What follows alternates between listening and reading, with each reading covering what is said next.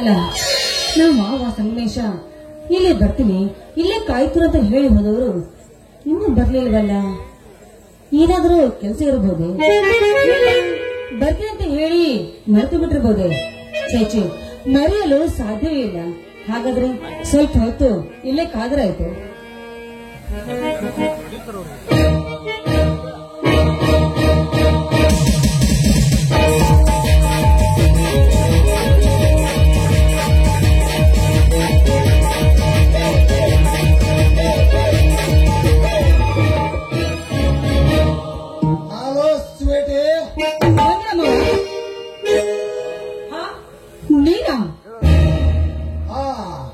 ನಾನೇ ಯಾಕೆ ಇಷ್ಟೇ ಗಾಬರಿಯಾದೆ?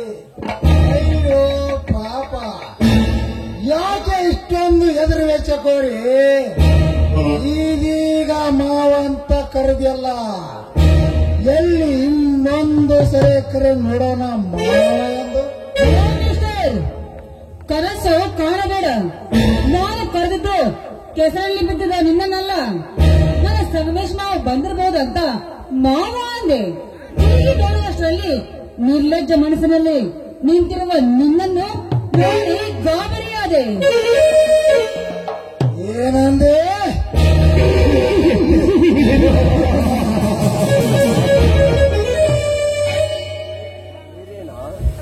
ಧೈರ್ಯನ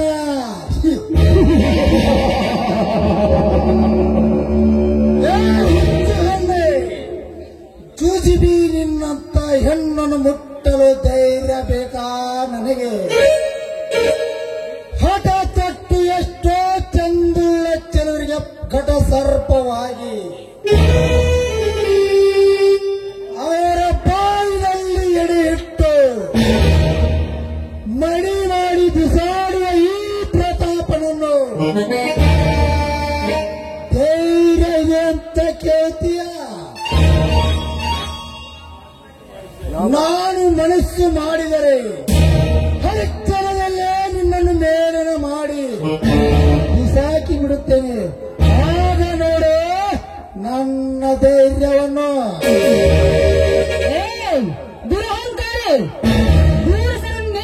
ನಿರ್ಲಜ್ಜ, ನಾನು ಯಾರು ಗೊತ್ತೇ? ನಾನು ಬೇಡಿದರೆ ಹುಲಿಯ ಹಾಲನ್ನು ತಂದುಕೊಡುವ ನನ್ನ ಮಾವಂದ್ರ ಮುಂದೆ ನಾನು ಒಬ್ಬ ಸೊಸೆ. ನೀನು ನನ್ನ ಮೇಲೆ ಮನಸ್ಸು ಮಾಡ್ತೀಯ ಅಂತ ನನ್ನ ಮಾವನಿಗೆ ಏನಾದ್ರು ಗೊತ್ತಾಗಿದೆ ನಿಜವಾದ್ರೆ ನಿನ್ನನ್ನು ಮಣ್ಣಾಗಿ ಮುಚ್ಚಿಬಿಡ್ತಾನೆ. ನನ್ನ ಮಾವನ ಮುಂದೆ ತೋರಿಸೋ ನಿನ್ನ ಶೂರತನವನ್ನು. ನಿನ್ನ ಮಾವನೊಬ್ಬನೇ ಗಂಡಸು, ನಾವೆಲ್ಲರೂ ಬಳೆ ತಟ್ಟು ತಿರುಗು ಎಂದು ತಿಳಿದಿರುವೆಯಾ?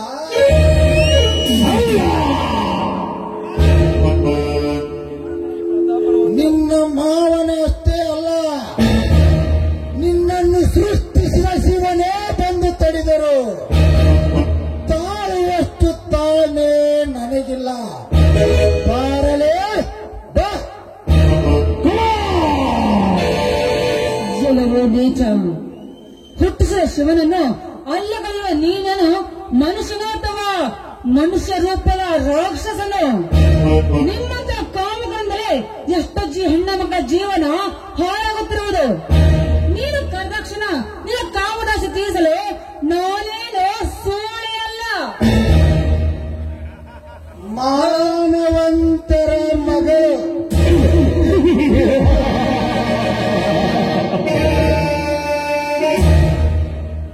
ಎಲ್ಲಿದ್ದಾರೆ ಈ ಕಲಿಯುಗದಲ್ಲಿ ಮಾನವತಿಯರು?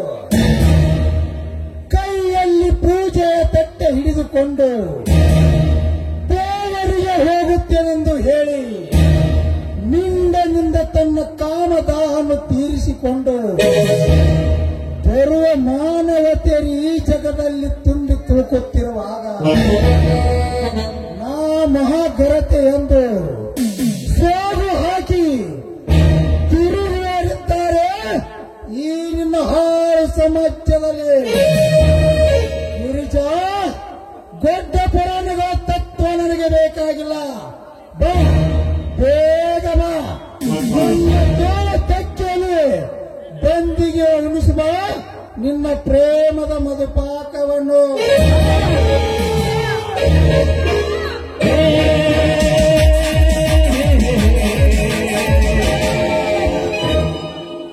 ಕಾಮದ ಕುಣ್ಣೆ ಒಂಟಿಯಾದ ಸಿಕ್ಕ ಹೆಣ್ಣು ಮಗಳ ಮೇಲೆ ಕಾಮದ ಕೃತಜ್ಞ ತೀರಿಸಿಕೊಳ್ಳುವಂಟಿಯಲ್ಲ ಗೋಮುಖ ಯಾಗ್ರನೆ. ಸಂದೇಶ ಎಷ್ಟು ಮಾತುಗಳನ್ನಾಡಿ ನನ್ನನ್ನು ರೊಚ್ಚಿಗೆ ಬಸಬೇಡ. ಇಂಥ ಸುರ ಸುಂದರ ಹೆಣ್ಣುಗಳನ್ನು ಬ್ರಹ್ಮ ಸೃಷ್ಟಿಸಿದ್ದು ನಮ್ಮಂತ ಯುವ ಪುರುಷರಿಗೆ. ಇಂದು ನೀನು ಬಂದು ಇವಳ ಮಾನ ಕಾಪಾಡಿದೆ. ಮುಂದೊಂದು ದಿನ ನಾನು ಅವಳನ್ನು ಕತ್ತು ಮುತ್ತಾಡದಿದ್ದರೆ ನನ್ನ ಹೆಸರು ಪ್ರತಾಪನೇ ಅಲ್ಲ, ಸುಲ್ತಾನ ನನಗಿದೆ. ಅತಿಯಾಗಿ ಜಂಬ ಕೊಚ್ಚಿಕೊಂಡು ಹೋದರೆ ಮೆತ್ತ ಮೇರಿ ಹೋಗುತ್ತ. ಯಾವುದಕ್ಕೂ ನನಗೊಬ್ಬನಿಗೆ ಸಾಮರ್ಥ್ಯದ ತಿಳಿಯಬೇಡ. ಕೆಟ್ಟ ಕೆಲಸಕ್ಕೆ ಕೈ ಹಾಕುತ್ತಿರುವ ನಿನ್ಗೆ ಎಷ್ಟು ಬೇಕಾದರೆ ಇನ್ನು ಕೆಟ್ಟ ಕೆಲಸಕ್ಕೆ ಕೈ ಹಾಕಿರುವ ಮೆಟ್ಟಿನವನಿಗೆ ನನಗಿಟ್ಟಿರಬಾರದ ಸಾಮರ್ಥ್ಯ. ಏರ್ಲಿ ನಿನ್ನ ಸಾಮರ್ಥ್ಯ ನಿನ್ನಲ್ಲಿರ್ಲಿ, ನನ್ನ ಸಾಮರ್ಥ್ಯ ನನ್ನಲ್ಲಿರ್ಲಿ. ಹೊತ್ತು ಬಂದಾಗ ಯಾರು ಯಾರನ್ನು ಮೆಟ್ಟಿ ನಿಲ್ಲುತ್ತಾರೋ ನೋಡೋಣ. ಏದು ಶಾಂಪಲ್ ಅಂತತೆ. ಒಂದಿಲ್ಲ ಒಂದು ದಿನ ನಾನು ಅಂದುಕೊಂಡುತ್ತೇನೆ ಸಾಧಿಸಿದರೆ ನನ್ನ ಹೆಸರು ವಜ್ರಗಿರಿಯ ವಜ್ರಮಣಿ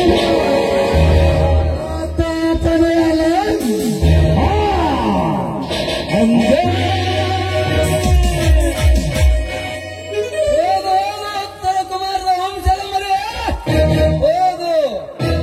ಅದು ಬರುವುದು ನಿನಗೆ ಹೊತ್ತಲ್ಲ, ನಿನ್ನ ಸರ್ವನಾಶದ ಕೊತ್ತನೋದು ನಿನಗೇನು ಗೊತ್ತೋ ಕತ್ತೆ ಮಗನೇ. ಗಿರಿಜಾ, ನಿನಗೆ ಪ್ರಶ್ನೆಗಾಗಿ ಭರವಸೆ ಇದೆ, ಏಕೆ ಗೊತ್ತಾ? ಯಾಕೆ ಮಾವ, ನನಗೇನು ಗೊತ್ತು? ನೀನು ಹೇಳಿದ್ರೆ ತಾನೇ ನನಗೆ ಗೊತ್ತಾಗೋದು. ಹೇಳ್ತಾನೆ ಕೇಳು ಗಿರಿಜಾ. ಆದರೇನ ಈ ವಿಷಯ ಹೇಳಿದರೆ ನೀನು ಸಂತೋಷವನ್ನು ಕೊಡುತ್ತೀಯಾ, ಮೇಲಾಗಿ ಕಣ್ಣೀರನ್ನು ಹಾಕುತ್ತೀಯಾ? ಅಂದ್ರೆ ಯಾವ ವಿಷಯ ಮಾವ? ಅದೇ ಗಿರಿಜಾ, ನಾಳೆಗೆ ನಾನು ಮೀಟಿಂಗ್ ಟೈಮ್ನಲ್ಲಿ ಆರ್ಡರ್ ಬಂದಿದೆ. ನಾಳೆಗೆ ನಾನು ಡ್ಯೂಟಿಗೆ ಹಾಜರಾಗಬೇಕು. ಏಕೆ ಮೌನವಾಗಿ ನಿಂತು ಬಿಟ್ಟೆ? ಸಂತೋಷವಾಯ್ತಾ ದುಃಖವಾಯ್ತಾ?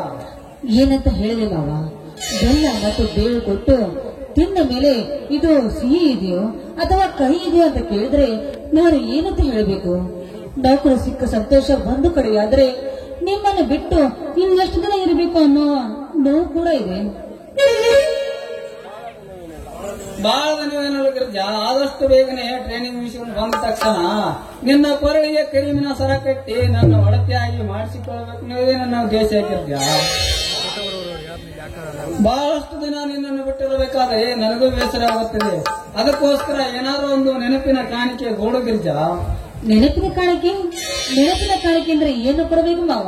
ಅದೇ ಗಿರಿಜಾ, ನಿನ್ನ ಸ್ವಚ್ಛ ಮನಸ್ಸಿನಿಂದ ನಿನ್ನ ಹೃದಯಕ್ಕೆ ಒಂದು ಹಿಂಪಾದನ್ನು ಹಾಡನ್ನು ಹಾಡಿ ನನ್ನ ಕೆನ್ನಿಗೆ ಒಂದು ಮುತ್ತು ಕೊಟ್ಟರೆ ಅದೇ ನಿನಗೆ ನಾನು ಕೊಡುವ ನೆನಪಿನ ಕಾಣಿಕೆ ಗಿರಿಜಾ.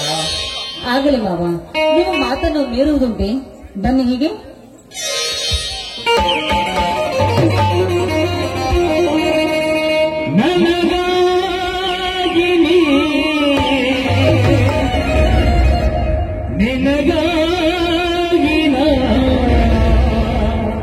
ಕೊನೆವರೆಗೂ ಬದುಕಬೇಕು ನನ್ನೊಲವೇ ನಿಬಾರೆ ನನ್ನ ಚೆಲುವೆ ಬಳಿ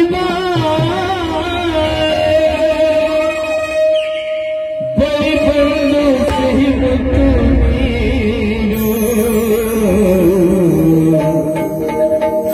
ಸಿಹಿಮುತ್ತಿನ ಕಾಣಿಕೆ ನೀ ಬಾರನ ಸನಿ ಹಾಗೆ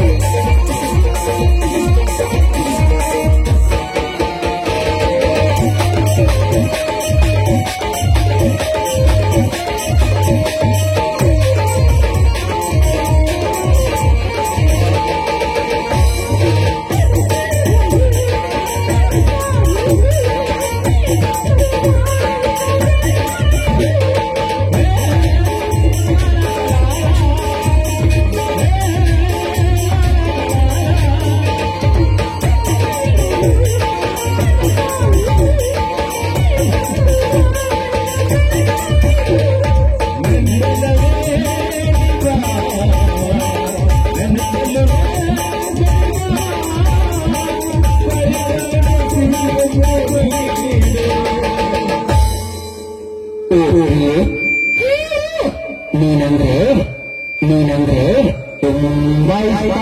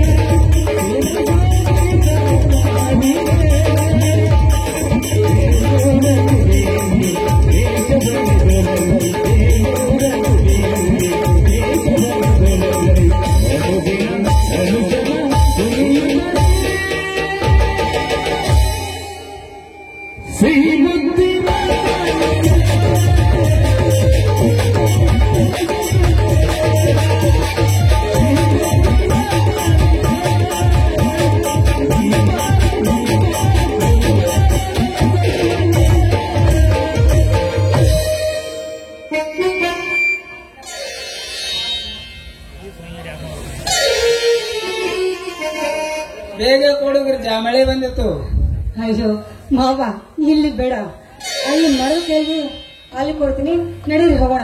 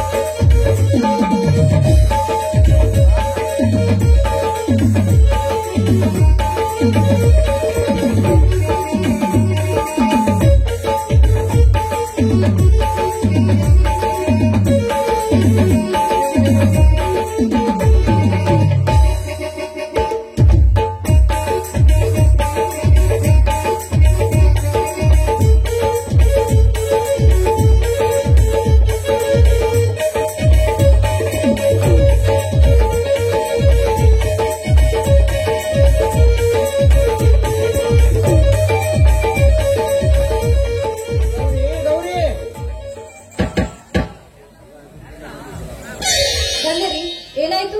ಏನಂತ ಕೇಳ್ತಾದೆ ಅಲ್ಲಿ ನಿನ್ನ ಮೈದಾನಾಗ ಟ್ರೇಡಿಂಗ್ ಹೋಗೋ ವ್ಯವಸ್ಥೆ ಮುಗಿಯಿತೋ ಅಥವಾ ಇನ್ನ ಇಲ್ಲೋ? ಮುಗೀತ್ರಿ, ಎಲ್ಲ ಸಿದ್ಧತೆ ಮಾಡ್ತೀನಿ. ಸರಿ, ಅವನಲ್ಲಿ ಸಂಗಮಿಸ ಕಾಣ್ತಾ ಇಲ್ಲ. ಊರಿಗೆ ಹೋಗುದು ಮರ್ತಿದ್ದಾನೋ ಹೇಗೋ? ಯಾಕ್ರಿ, ಅವನಿಗೆ ಮರಿತಾನೆ? ಬಹಳ ದಿನದಿಂದ ಪ್ರವಾಸಕ್ಕೆ ಹೋಗ್ತಾ ಇದ್ದಾನಲ್ಲ, ಅದಕ್ಕೆ ಎಲ್ರಿಗೂ ತಿಳಿಸಿ ಬರ್ಬೇಕಲ್ಲ, ಅದಕ್ಕೆ ಸ್ವಲ್ಪ ಲೇಟ್ ಆಗಿರ್ಬೇಕು. ಅಗೋ ಅಲ್ಲಿ ನೋಡಿ, ಅವರೇ ಬಂದ್ಬಿಟ್ರು.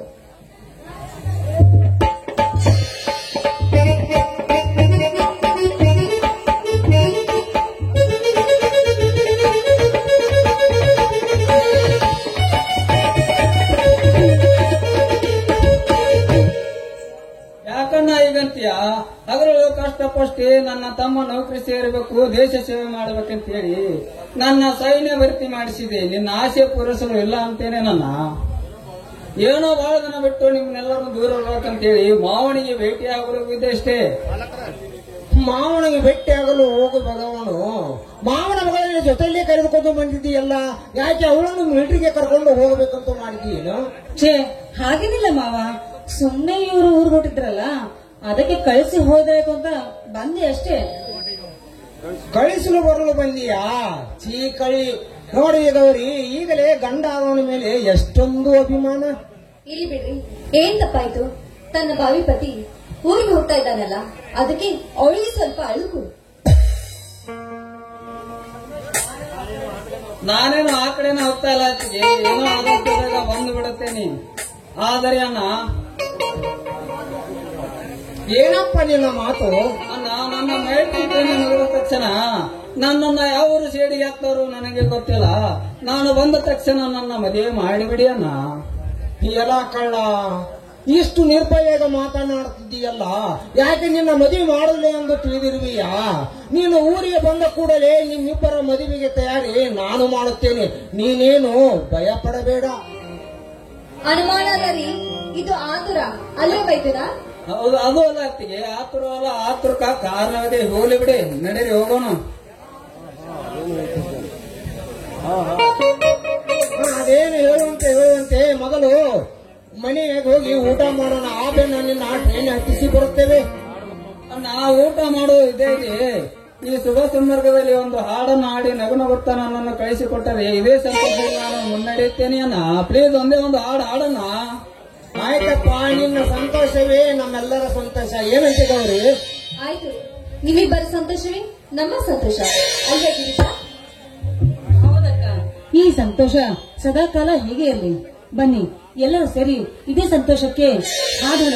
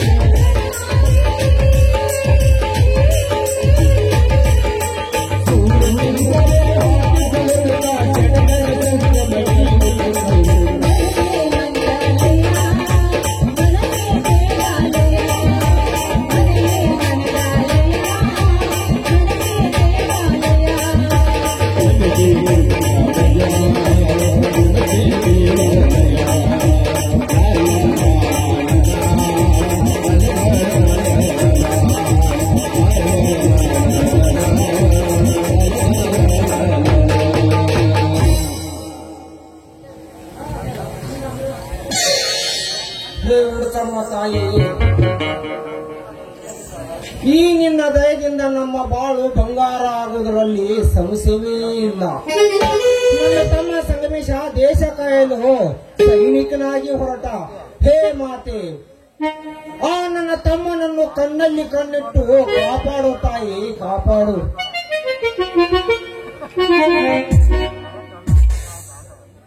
ಅಣ್ಣ ಜಗದೀಶ್ ಅಣ್ಣ, ಯಾಕೋ ಪ್ರಕಾಶ ಇಷ್ಟು ಆತುರದಿಂದ ಓಡಿ ಬರುತ್ತಿರಲಿಲ್ಲ? ಯಾಕೆ, ಏನಾಯ್ತು? ಏನಿಲ್ಲ ಅಣ್ಣ, ಸೈನ್ಯ ಭರ್ತಿಗೆ ಅರ್ಜಿ ಹಾಕಿದ್ದೆ. ಅದರ ಆರ್ಡರ್ ಕೂಡ ಬಂದಿದೆ. ಆದರೆ ಅಲ್ಲಿಯವರೆಗೂ ಹೋಗಲು ನನ್ನಲ್ಲಿ ಬಿಡಿಗಾಸವೂ ಇಲ್ಲ.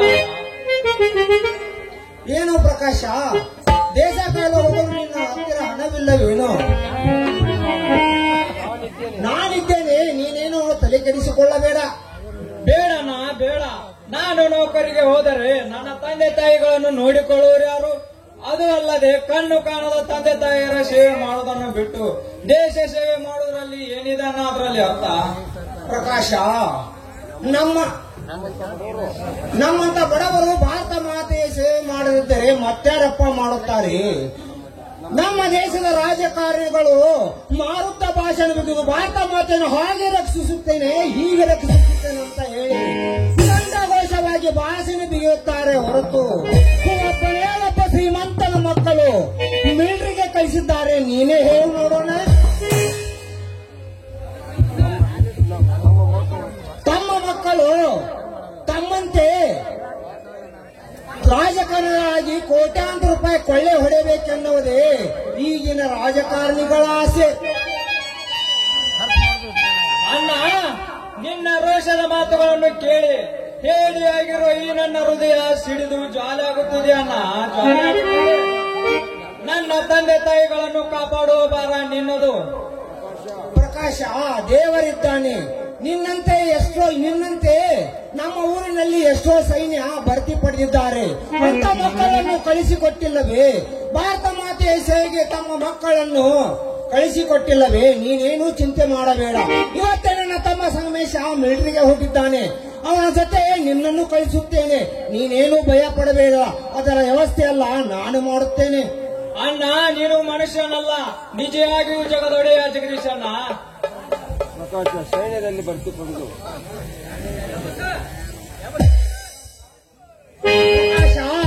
ಸೈನ್ಯದಲ್ಲಿ ಭರ್ತಿ ಪಡೆದು ಭಾರತ ಮಾತೆಯ ಮೇಲೆ ದಾಳಿ ಮಾಡುತ್ತಿರುವ ಅನಂತ ಉಗ್ರ ಗ್ರಾಮಗಳನ್ನು ಕಂಡಲ್ಲಿ ಗುಂಡಿಟ್ಟು ಕೊಲ್ಲು. ಭಾರತ ಮಾತೆಯನ್ನು ರಕ್ಷಿಸು. ನಮ್ಮ ದೇಶದಲ್ಲಿದ್ದು ನಮ್ಮ ಅನ್ನ ತಿಂದು ಭಾರತ ಮಾತೆಗೆ ದ್ರೋಹ ಬಗೆಯುವ ಆ ಬಂಡಕೋರನನ್ನು ಕಣ್ಣಲ್ಲಿ ಗುಂಡಿಟ್ಟು ಕೊಲ್ಲಬೇಕೆನ್ನುವುದೇ ನನ್ನ ಆಸೆ. ಆಯ್ತಣ್ಣ, ನೀ ಹೇಳಿದ ಮಾತನ್ನು ಕೇಳಿ ನನ್ನ ಪ್ರಾಣ ಕೊಟ್ಟಾದರೂ ಸರಿ ಈ ನನ್ನ ಮಾತೃಭೂಮಿಯನ್ನು ರಕ್ಷಿಸುತ್ತೇನೆ ಅಣ್ಣ. ಪ್ರಕಾಶ, ನಡೆ ಹೋಗೋಣ, ಊಟ ಮಾಡೋಣ. ನೀನು ಅವನ ಜೊತೆ ಕಳಿಸಿಕೊಡುತ್ತೇನೆ.